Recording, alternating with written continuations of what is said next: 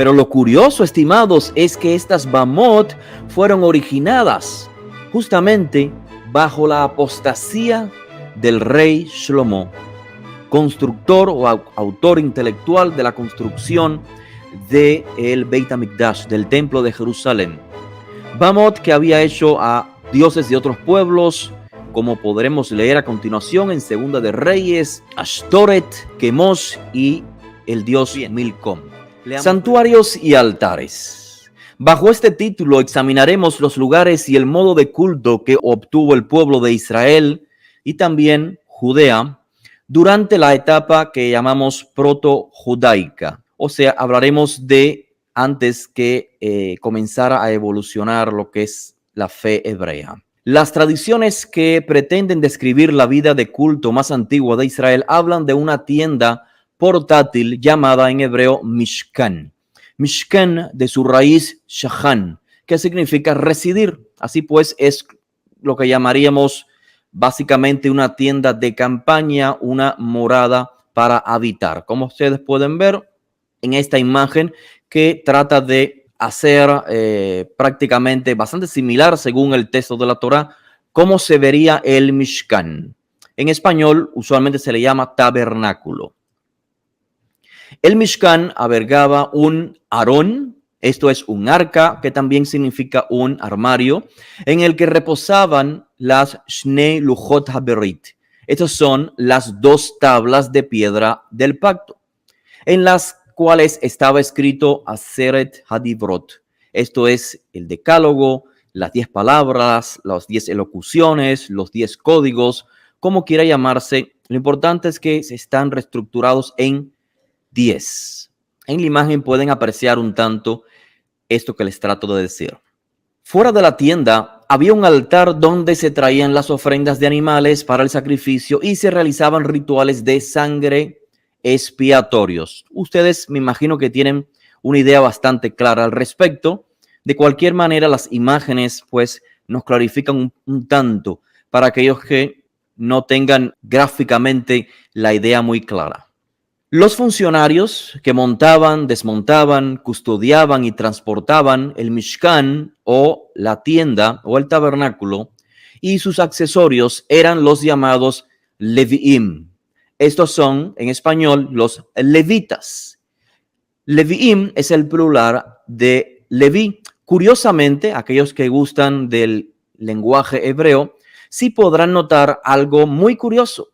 Y esto es que el nombre Leví, como ustedes ya sabrán, significa o se puede traducir como el que une polos, por así decirlo. ¿Recuerdan cuando Lea dio a luz a Leví?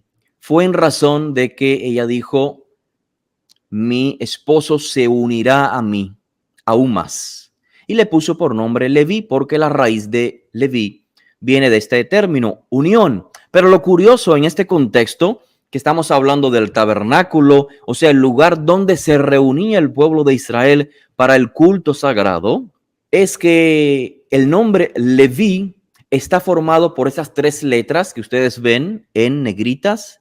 La Lamed de derecha a izquierda es la Lamed, luego la Vav y luego la pequeña llamada Yud. Pues lo más interesante es que ustedes ya saben, la Yud, la letra más pequeña, es con la cual comienza el nombre de Israel para designar a este pueblo consagrado, a este pueblo elegido. Mientras que la Yud, la letra más pequeña, identifica a la primera letra del nombre de Israel. También vemos que Leví inicia con la letra Lamed, el sonido de la L en español, que es justamente la última letra del nombre Israel. Israel. Y la letra Vav, que es la que se encuentra justamente en el medio, ese ganchito que ustedes ven que forma el nombre Leví, se le llama en hebreo esa letra, la letra Vav. Vav significa literalmente gancho. Así que tenemos en el nombre Leví un significado muy interesante en relación a su función, o sea, la función que hacía la tribu de Leví para el pueblo de Israel en el tabernáculo. Esto es que Leví en su esencia es la tribu que une a todo Israel. Así que en Leví tenemos su nombre, significa el que une la I con la L, por ejemplo, en español para que se entienda, y su función justamente era esta, la de unir a todo el pueblo de Israel en el contexto del Mishkan. Pues bien, dentro de la tribu de Leví se encontraba una casta, si se puede decir, que eran los Kohanim. Todos estos eran los descendientes de Aarón. En otras palabras, Moshe, Leví, Miriam eran parte de una tribu, pero dentro de esa tribu se eligió a Aarón y todos sus descendientes iban a ser denominados como Kohanim. Kohanim, o en singular Cohen, que se traduce usualmente como sacerdote, no necesariamente surge en los días o en la época de Moshe. El término ya se aplica para otras personas o personalidades mencionadas en la Torá, en el Pentateuco. Por ejemplo, Yitro, el suegro de Moshe, era sacerdote. También tenemos a Malquisedec. Todos estos son Kohanim. En hebreo se les define con el término Cohen. ¿Qué significa Cohen? De su raíz etimológica puede significar, o sea, la Kaf, la Hei y la Nun, puede significar asistente o siervo, una persona elegida para servir o asistir. En este contexto, evidentemente, entiéndase no esclavo como un término peyorativo, sino Cohen como un título honorífico. Por eso es que los descendientes de David también son llamados Kohanim en el Tanaj. Pues bien, les decía, estos Kohanim, que son del orden de Aarón, de la tribu de Leví, eran los que dirigían lo que en español se le llama el culto, que en hebreo sería la Avodá. Avodá significa el servicio, en este caso, el servicio divino.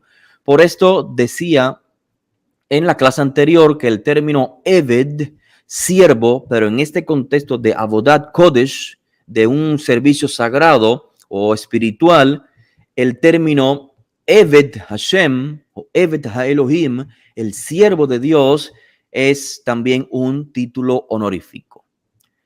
Pues bien, a pesar de que los Kohanim, como les decía, hijos de Aarón, eran los que dirigían el culto, siempre eran asistidos por sus hermanos, los levitas, quienes participaban y le acompañaban sobre todo en el acto musical. Fíjense, pongamos atención de aquí en adelante porque es muy importante que nos perdamos de vista o no nos desconcentremos. La historia israelita ha sido testigo, según nos informa el Tanaj o la Biblia hebrea, que durante mucho tiempo hubo una lucha entre lo que se define en español como localismo y centralización. Localismo y centralización.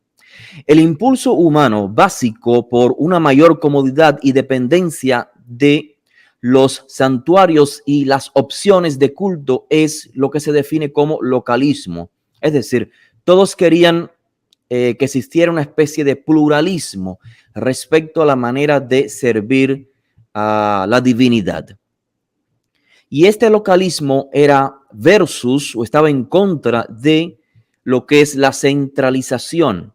Entiéndase como el impulso gubernamental por el control centralizado de la vida religiosa que evidentemente mejoraría el poder del Estado y del clero. Tenemos entonces a lo que sería pues el establecimiento de Jerusalén, por ejemplo, como la capital de Israel y el lugar donde el Eterno pondría su nombre, es decir, donde se establecería el lugar del culto.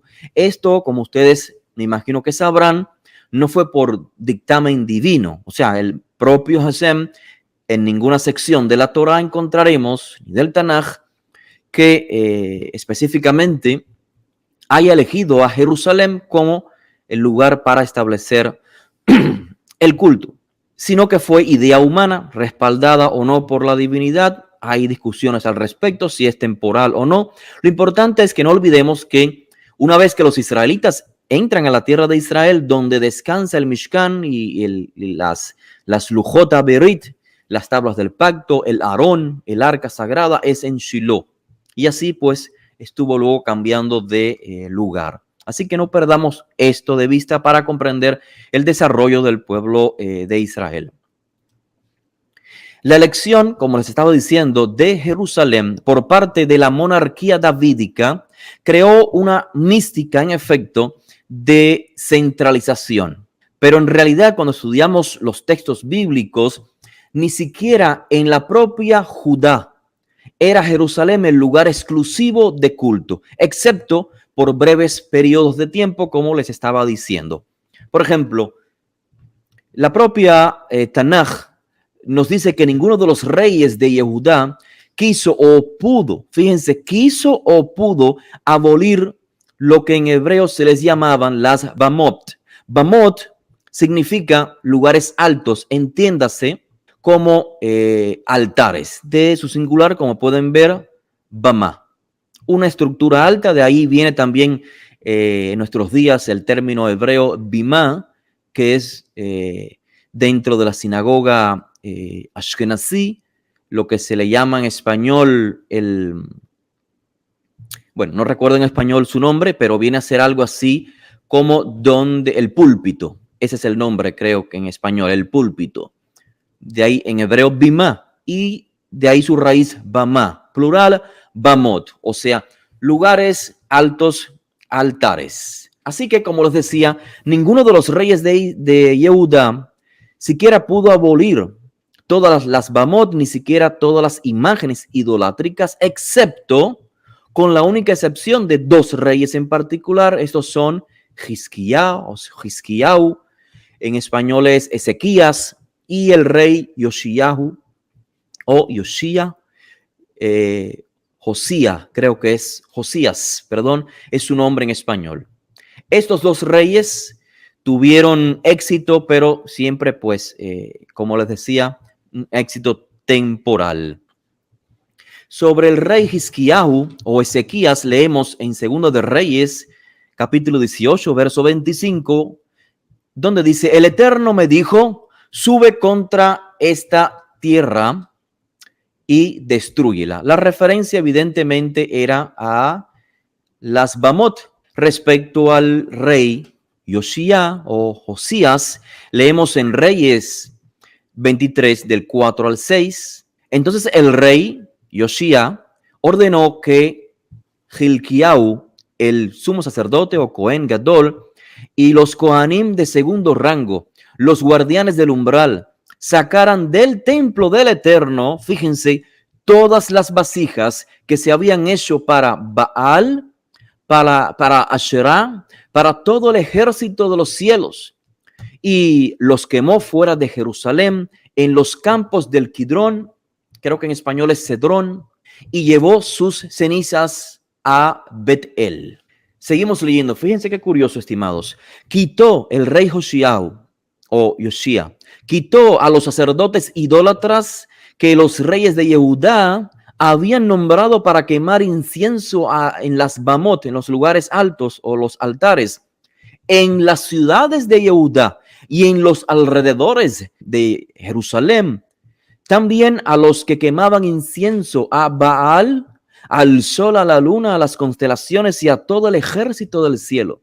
Y sacó la Asherá de la casa del Eterno fuera de Jerusalén al torrente de Kidrón, y la quemó junto al torrente de Kidrón, la redujo a polvo, a ceniza, y arrojó el polvo sobre los sepulcros de la gente común. Esta es la realidad de la antigüedad del pueblo de Israel. Así que está muy claro que los Kohanim hicieron culto en Bamot, construidos por ellos mismos, no bajo el dictamen divino, hasta que el rey Yoshía los eliminó. Incluso en Bamot leímos que estaban muy cercanos al propio Beit HaMikdash, al propio templo de Jerusalén construido por el rey Salomón. Pero lo curioso, estimados, es que estas Bamot fueron originadas justamente bajo la apostasía del rey Shlomo, constructor o autor intelectual de la construcción del Beit HaMikdash, del templo de Jerusalén. Bamot que había hecho a dioses de otros pueblos, como podremos leer a continuación en Segunda de Reyes 23:13, Ashtoret, Quemos y el dios Milcom. Leamos brevemente. El rey también profanó las Bamot que estaban frente a Jerusalén, las que estaban a la derecha del monte del destructor, que Shlomo, rey de Israel, había edificado a Ashtoret, ídolo abominable de los sidonios, y Quemos, ídolo abominable de Moab, y a Milcom, ídolo abominable de los hijos de Amón. Esta es la triste y la cruda realidad, estimados. Entonces, la reforma del rey de Yehudá, llamado Yoshía, se extendió hacia el norte, donde también allí eliminó la Bamá que se encontraba en Bet-El. Imagínense, en Bet-El, según reporta el segundo libro de Reyes. También todas las Bamot de Siria, donde masacró salvajemente a los sacerdotes del norte sobre sus propios altares, pero murió lamentablemente el rey Yoshía a manos del faraón Necao en Megiddo. Esto tomó lugar en el siglo 7 antes de la era común. Sin embargo, seguimos con esta lamentación. Su sucesor, Jehoahaz, restauró de inmediato todas estas antiguas costumbres. Muy curiosa la pregunta, muy importante, y es que si estos dioses eran seres especiales o inventos de los pueblos. Mi respuesta es ambas. O sea, los poderes que se definen como Dios o dioses son producto de la mente humana.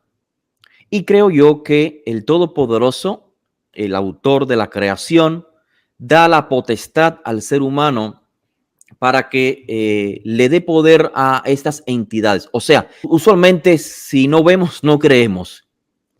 Pero así como existen tantas realidades en nuestra vida que no se ven, pero se pueden sentir, de igual manera existen poderes positivos y destructivos. Es el ser humano quien le da forma, estructura en términos humanos. Imagínense el nombre Asherah, el nombre Milcán, el nombre Moloch. Son definiciones que el ser humano le da a poderes destructivos. Shedim, o sea, lo que se traduce como demonios, una traducción pésima porque eso se conecta con conceptos griegos, que no son los conceptos hebreos.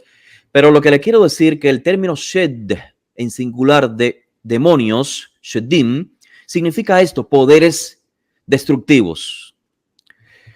Entonces le decía, ¿existe el poder destructivo? Sí existe el poder destructivo, pero la identidad a estos poderes se lo da el ser humano. Identifica el Dios a un poder como el poder del agua o el poder del fuego, etcétera, etcétera. Espero haber respondido su pregunta.